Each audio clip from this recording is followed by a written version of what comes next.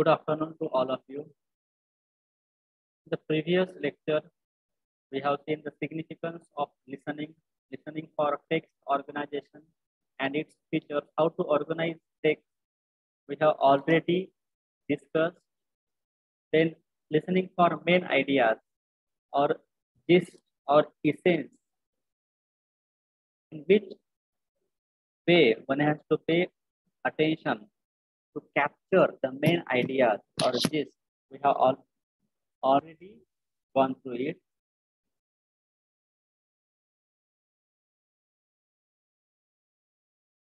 Then listening for details. We will see today how to listen for details. Yes. Listening for text details we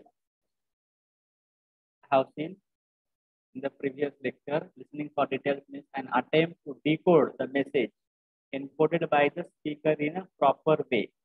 जो काही संदेश जो आहे encode sender जो आहे तर एनकोड करत असतो, रिऑर्गनाइज करत असतो. त्याच्या मनामध्ये एक रचना जी आहे, आपण मांडणी जी आहे थोडक्यात, तर ती तयार होत असते आणि तो आपले जे काही आहे तर एखादा संदेश आहे तर तो संदेश जो काही ग्रहण करणारा आहे तो संदेश पोहोचविण्याचा प्रयत्न करत असतो. आणि त्याच्याशी जे काही निगडीत मेसेज कसा आहे, आयडियाज असतील, कोणते मॅथमॅटिकल इक्वेशन्स आहेत का, मायन्यूट थिंग्स डिटेल्स आहेत का, किंवा त्या संदेश देणाऱ्याची एक विशिष्ट शैली असते तर ती देखील श्रोत्यांनाही आवडते आणि एखादा जो संदेश आहे तर योग्यरित्या त्या व्यक्तीपर्यंत, त्या संदेश ग्रहण करणाऱ्या श्रोत्यांपर्यंत पोहोचत असतो. मग त्याचं व्यक्तिमत्व असेल, शब्दफेक असेल, त्या व्यक्तीचं कर्तृत्व आहे. कर्तृत्व हे महत्वाचं असतं, कारण एखाद्या व्यक्तीचं कर्तृत्व जे आहे तर त्या व्यक्तीवर आपली छाप जी आहे तर ती सोडत असतं. Listening for text organization features. Listening for text organization features is one of the important components in understanding the peripheral meaning of the speaker.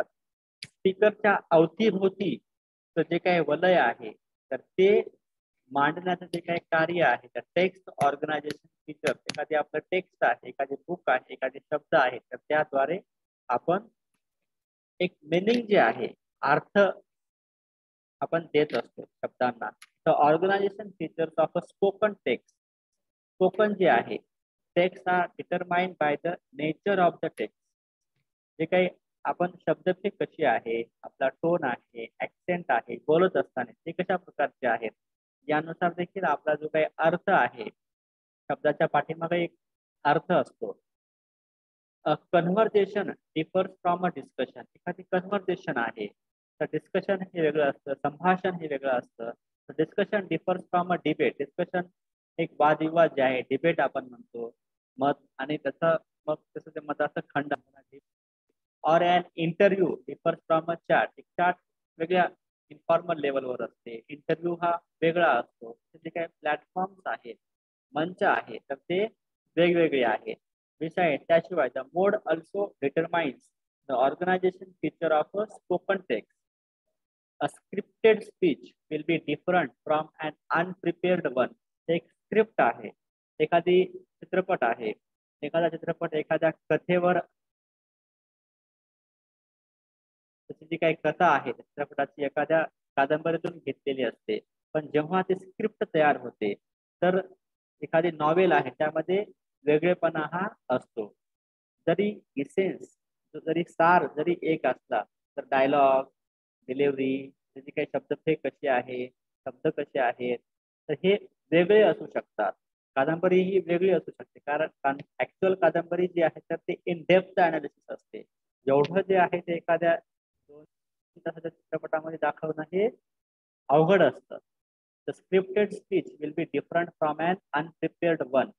जेव्हा आपण महाभारत किंवा रामायण जे आहे, रामानंद सागर यांची पाहतो, पण ऍक्च्युअल जेव्हा आपण रामायण महाभारत वाचतो तर आपल्याला दिसून येते की ते वेगळं होतं, कारण थोडासा दाखवण्याचा प्रयत्न करावा लागतो. आणि हे जे बुक जे आहेत ऍक्च्युअल हे इन डेप्थ अनालिसिस असतं, यामध्ये हा महासागर असतो. आणि जे काही सिरियल जे काही आपण महाभारत रामायण जे काही पाहतो तर हे छोटसा एक भाग असतो, छोटस एक तळी असतं. समुद्र आणि तळीमध्ये खूप फरक आहे. तळी हे लिमिटेड असतं आणि समुद्र हा अफाट असतो, अनंत असतो. तर त्याच प्रकारे a scripted speech will be different from an unprepared one. Some text may have an organic structure while some may have a free flow. एखादी कविता असते त्याच्यामध्ये स्ट्रक्चर, समजा सॉनेट आहे तर सुनीत आपण मराठीमध्ये म्हणतो 14 लाईन्स, त्याच्यामध्ये लाईन्स जे आहेत असतात, एक स्ट्रक्चर असतात. पण आणि एखादी पोएम असते त्याला एक स्ट्रक्चरच नसतो, तर एक कितीही ओळींची असते ती 20-25 काय जे काय आपण म्हणतो ना 30-35 त्याला स्ट्रक्चर असं नसतं. सॉनेट आपण म्हणतो मराठीमध्ये सुनीत, त्याला एक स्ट्रक्चर आहे. So some text may have an organic structure while some may have a free flow. एक free flow असतो, त्याच्यामध्ये काही एक साचेबद्धता अशी नसते. पण काही लिखाणामध्ये शॉर्ट स्टोरी असतात, त्यामध्ये लिमिटेड असतात, काही लिमिटेड वर्डिंग 4 ते 5-6 पेज एवढंच असतं, जास्त लेंदी नसतं. त्यापेक्षा मोठी मग नॉवेला असते, मग त्यापेक्षा मोठी हे नॉवेल असते. नॉवेला म्हणजे एक लघु कादंबरी, त्यानंतर कादंबरी त्याचा जो काही कॅनव्हास, कॅरेक्टर, सेटिंग ह्या आणि कंटेंट, वेगवेगळ्या थीम्स जे आहेत, विषय जे आहेत, वेगवेगळ्या विषयांवर ती भाष्य करत असते. मग त्याचा जो काही स्ट्रक्चर किंवा रचना आहे तर ती भव्य असते. म्हणजे listening for text organisation features हे देखील आपल्याला एखादी व्यक्ती जेव्हा स्पीच देत आहे तर ते आपल्याला कशाच्या आधारे समजतं, तर एखादी स्क्रिप्ट आहे, एखादी जे काही आपण स्ट्रक्चर आहे, डिस्कशन आहे ते कशा प्रकारचं आहे. त्या डिबेट असेल तर श्रोत्यांना लगेच समजतं की हे डिबेट आहे, एखादी स्पीच आहे. काल विद्यार्थ्यांनी ऐकलेलं हे एक व्याख्यान होतं, एक स्पीच होतं, तर ते डिबेट नव्हतं. किंवा कन्व्हर्सेशन जर असतं तर स्पीकरने जे काय आहे ते अनेकांशी आपला सुसंवाद साधला असता, त्या सुसंवादातून त्याची जी उत्तरं दिली असते त्यातून त्याच्या व्यक्तिमत्वाचा जो काही उलगडा आहे तर तो झाला असता. आता इंटरव्ह्यू असता कालच्या व्याख्यानामध्ये, तर एखादी इंटरव्ह्यू घेणारा असता आणि मग त्यांना कशा प्रकारचे अनेक प्रकारचे प्रश्न विचारले असते, त्यातून व्यक्तिमत्व जे आहे, जे काय व्याख्यात्याचं हे उलगडलं असतं, त्याला इंटरव्ह्यू आपण म्हणतो. चॅट हे जनरल असतं, आपण जे काही चॅटिंग वगैरे म्हणतो ते दुहेरी असतं जनरली, पण ते एक लिमिटेड स्कोप त्याचा फार लिमिटेड असतो. डिस्कशन आपण जनरल असतं, डिस्कशन एकमेकांसमोर आपण बसलेलो आहोत आणि डिस्कशन हे जनरल विषयावर असतं. डिबेट हे वेगवेगळं असतं. डिबेटमध्ये मग खंडन वगैरे एखाद्या शब्दाचं, एखाद्या मताचं हे केलं जातं. सोशल मीडिया तारक की मारक, तारक आहे का मारक आहे, डिबेट आहे. मग तारक कसा आहे, उपयोगी कसा आहे, मारक कसा आहे. मग जेव्हा हे दोन मत जे आहेत तर भिन्न गोष्टी जेव्हा एका मंचावरून सांगितल्या जातात, बोलल्या जातात, दोन पार्टी यामध्ये इन्व्हॉल्व जेव्हा असतात तर ते डिबेट होतं. बघा स्वरूप हे वेगळं आहे. जे आपण शब्द म्हणतो, भाषा म्हणतो, ती जरी सारखी असली तरी त्याचा जे काही भाषेचा जे काही मतितार्थ आहे किंवा विषय जो आहे तर हा भिन्न असतो, वेगळा असतो. याकडे जे काही आहे ते लक्ष हे श्रोत्यांनी किंवा वाचकांनी टेक्स्ट ऑर्गनायझेशन फीचर यामध्ये द्यायला पाहिजे. अभिप्रेत हेच आहे. So it is necessary that you should identify those features. आपले जे काही हे वैशिष्ट्य आपल्याला समजून घेता यायला हवे. ते कोणते असतात आपण पुढे ते पाहणारच आहोत feature, so that it helps you to better understand the meaning and purpose of what is being said. काय बोललं जात आहे, पाठीमागची पार्श्वभूमी काय आहे, रीडिंग बिटवीन द लाईन्स हे आपण समजून घेऊ शकतो. One has to pay attention to opening and closing. Opening कसं आहे, व्याख्यानाचं ओपनिंग आहे तर हे, आणि क्लोजिंग कसं आहे याकडे अनेकांचं लक्ष असतं. त्याच प्रकारे टेक्स्ट ऑर्गनायझेशन हे रायटिंग फॉर्म मध्ये आपण जेव्हा पाहतोय तर आपण ओपनिंग ही कशी असते आणि एंड जो आहे कन्क्लुजन कसं असतं याकडे आपलं लक्ष हे असतं. Opening and closing turns that are taken by speakers if there is more than one. आणि कशा प्रकारे टर्न स्पीकर हा घेत असतो, आपली जी काही डिलिव्हरी जी आहे शब्द ते कसं करत असतो त्यावरही अनेक गोष्टी डिपेंड असतात.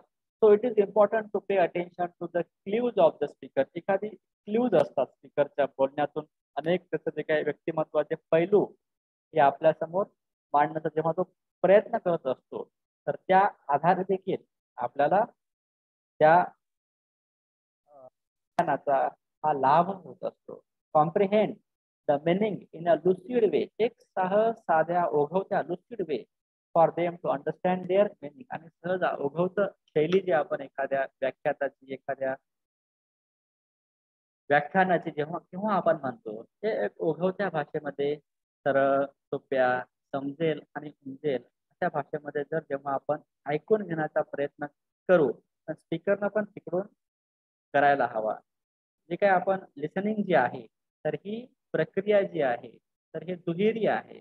यामध्ये दोन जे काही घटक आहेत, एक ऐकणारा आणि एक बोलणारा, एक सेंडर आणि एक रिसिव्हर, आणि त्यामध्ये जे काही आंतरक्रिया होत असते या आधारे एखादा विषय त्याची हाताळणी आपण करायला हवी. सो फॉर उदाहरणार्थ लेट मी क्लॅरिफाय, जेव्हा असं म्हणतो कन्फ्युजन वगैरे कन्फ्यूज झाला असेल, एखादा समजला नसेल तर पुन्हा एकदा लेट मी क्लॅरिफाय. हा, मग लेट मी क्लॅरिफाय म्हणतोय, मग आता आपण समजून घेण्याचा प्रयत्न करायला हवा. पुन्हा एकदा स्पीकर सांगतो इन अदर वर्ड्स, दुसऱ्या शब्दामध्ये सांगायचं म्हणजे जेव्हा आपण असं म्हणतो की आपण मग ते समजून घेण्याचा प्रयत्न करतो. टू सम अप म्हणजे कन्क्लुजन, थोडक्यात सांगायचं to sum up. Let's classify the things one by one. आपण एका पाठीमागून एक जे आहेत त्या ज्या गोष्टी ज्या आहेत त्या आपण वर्गीकरण करूया. First, next, etc. linking words that show cohesion and coherence in the speaker's speech. So listening is an active process. म्हणजे श्रवण क्रिया काय आहे, ही एक ऍक्टिव्ह प्रोसेस आहे. म्हणजे एक अलर्टनेस आवश्यक आहे, एक सक्रिय जी अशी प्रक्रिया आहे. आणि महत्व काय आहे, it help to explore innovative and virtual faculty of students mind. प्रत्येक एक इमॅजिनेशनची जी काही फॅकल्टी असते प्रत्येक व्यक्तीमध्ये, प्रत्येक विद्यार्थ्यामध्ये असते, तर ऐकून घेतल्यानंतर ती आपली जी काही फॅकल्टी आहे तर ती ब्रॉडन किंवा ती वृद्धिंगत वाढत असते. म्हणजे ऐकण्याचे जे काही महत्व आहे, listening for text organisation features, listen आपण करतोय, मग यामध्ये ओरल जे आहे या दृष्टीने आपण ह्याचा विचार केलेला आहे. ओरल किंवा मौखिक जे काही संज्ञा पण आहे त्याचा आपण यात विचार हा केलेला आहे. त्यानंतर listening for tone, accent, style and register, हे देखील फार महत्वाचं आहे. तो बोलणाऱ्याचा टोन कसा आहे, रायझिंग टोन असतो आणि फॉलिंग टोन असतो. एखादे शब्द प्रश्नार्थक वाक्य आहे, how are you, what's your name, असं आपण म्हणतो, ते रायझिंग टोन मध्ये आपण विचारतो प्रश्न असताना. पण एखादी उत्तर देत असताना आय एम जे काय आहे ते आय एम प्रथमेश भोसले असं आपण म्हणतो. आय एम प्रथमेश भोसले असं नाही, रायझिंग टोन मध्ये नाही म्हणत आपण, बरोबर आहे. फॉलिंग टोन महत्वाचा असतो. फॉलिंग टोन, नमस्ते, बघा नमस्ते असं येते ना, नमस्ते असं जात नाही, त्याचा अर्थही वेगळा होतो. म्हणजे टोन कसा आहे तर यानुसार वाक्याचा जो काय मतितार्थ हा बदलत असतो. ऍक्सेंट काय आहे, आपण कशावर नेमकं स्ट्रेस देतोय. कॉन्सन्ट्रेशन, कॉन्सन्ट्रेशन बघा, टी वर पुन्हा स्ट्रेस येतो, कॉन्सन्ट्रेशन. ऍक्सेंट जो आहे तो महत्वाचा आहे. एखादा शब्द हे पहा, good morning, good morning, morning, निंग वर पुन्हा स्ट्रेस येतो त्यावर, मॉर्निंग, मॉर्निंग, गुड मॉर्निंग.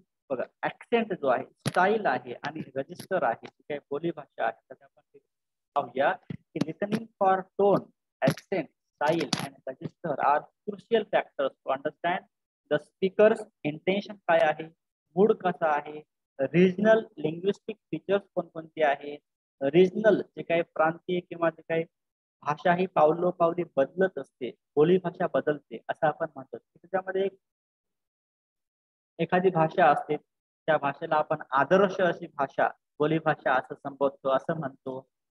आदर्श वगैरे असं काही नसतं, पण आपण म्हणत असतो. आता सदर्न जे डायलेक्ट आहे इंग्लंड मधली, सदर्न किंवा साऊथची जी काही भाषा आहे, इंग्लंडचे जे काही अनेक प्रांत आहेत, साऊथ मधली भाषा जी आहे तर आदर्श भाषा आपण सगळीकडे म्हणून वापरतो. त्याचे जे काही ऍक्सेंट आहे, टोन आहे, तर या आधारे ऑक्सफोर्ड किंवा कॅम्ब्रिज एक ब्रिटिश प्रोनाउन्सिएशन असतं, अमेरिकन प्रोनाउन्सिएशन असतं. जे ब्रिटिश असतं तर ते साऊथ जे काही इंग्लंड आहे तर तिथली ती एक भाषा आहे जो आहे तर त्यांनी आदर्श आहे असं बोललेलं आहे. त्या महाराष्ट्राचा आपण विचार करतो तर आपण पुणेरी भाषा जी आहे तर आयडियल असं आपण त्याला संबोधलेलं आहे.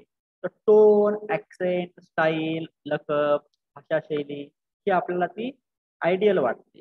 मग वेगवेगळ्या प्रांतामधली ती वेगवेगळी भाषा, बोली भाषा ही बदलू शकते.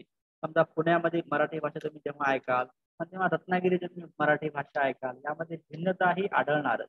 आता जळगाव साईडची अहेरी भाषा आहे, ती भाषा वेगळी आहे. मग त्यानंतर आपण म्हणतो की नागपूर किंवा ही जी भाषा आहे विदर्भातली ही थोडी मराठी वेगळी आहे, कारण ते टोन, ऍक्सेंट, स्टाईल, रजिस्टर ह्या भिन्न भिन्न आहेत. बोली भाषा, लकब, काही वाक्यप्रचार, काही ज्या म्हणी आहेत आणि कशावर आपण स्ट्रेस का द्यायला हवा, काय नाही, कोणत्या पार्श्वभूमीमध्ये कोणती शब्द हे वापरायला हवेत. आता उभे टाका असं जेव्हा कोकणामध्ये उभे टाका म्हणजे काय, उभे राहा म्हणले की मग समजतं, टाका म्हणजे टाकणे असं समजत नाही ना. पण तिथे थोडस स्टाईल, रजिस्टर, बोली भाषा ही वेगळी आहे तिथे. मराठवाड्यामध्ये उभे टाका म्हणले की समजते की उभे राहा, उभे उभे टाक उभे राहणार. पण इथे उभे टाका म्हणले की टाका काय आहे तर टाका म्हणजे उभे राहणे, म्हणजे समजून असं सांगावं लागतं.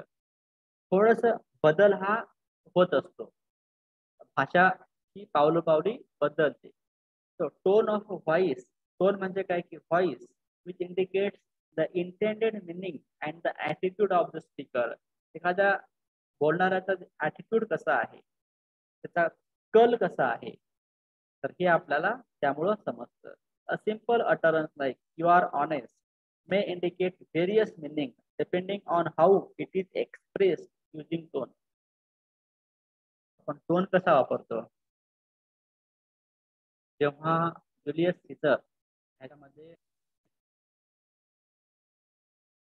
ब्रुटस जो असतो वाईट असतो, पण त्याचे काही कारनामे आहेत, वाईट कारनामे, त्याच्या जे काही अपोजिट पार्टी असते त्यांना माहित असतं. म्हणून Brutus an honourable man, Brutus is an honourable man जेव्हा जुलियस सीझरचा अंत्यविधी सुरू असतो आणि ब्रुटसनं त्याची हत्या केलेली असते, पण सगळ्यांनाही माहिती असते, पण पुरावा काहीही नसतो.